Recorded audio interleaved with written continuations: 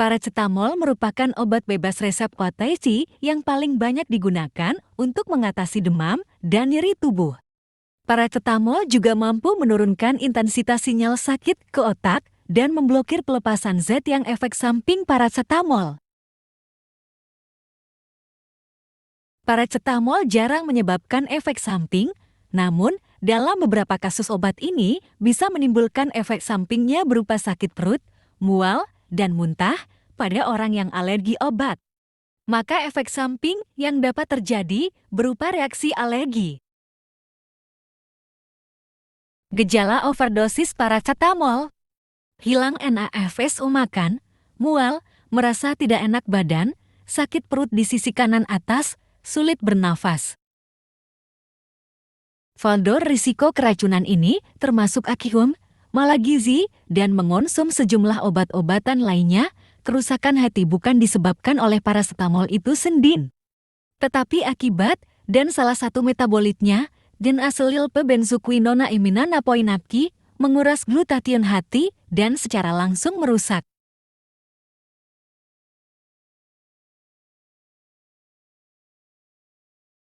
Perawatan mencakup pemberian arang aktif jika orang tersebut mencari bantuan medis segera setelah overdosis. Upaya memaksa orang tersebut untuk muntah tidak dianjurkan. Jika terdapat potensi toksisitas, maka direkomendasikan antidot asetilsistein.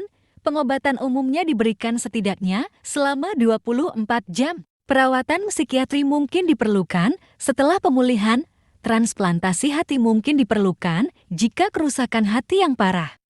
Kebutuhan untuk transplantasi seringkali didasarkan pada pH darah yang rendah, laktat darah yang tinggi, pembekuan darah yang buruk, atau ensefalopati hepatik yang signifikan. Dengan pengobatan dini, maka gagal hati jarang terjadi. Kematian terjadi pada sekitar 0,1% kasus. Keracunan paracetamol pertama kali dideskripsikan pada tahun 1960-an. Tingkat keracunan sangat bervariasi antar wilayah di dunia. Di Amerika Serikat, sebanyak 56.000 kasus terjadi dalam setahun. Di Inggris, keracunan paracetamol bertanggung jawab atas jumlah overdosis terbesar. Anak-anak merupakan populasi yang paling sering terkena di Amerika Serikat dan Inggris. Paracetamol merupakan penyebab paling umum dari gagal hati akut. Riwayat seseorang menggunakan paracetamol cukup akurat untuk diagnosis.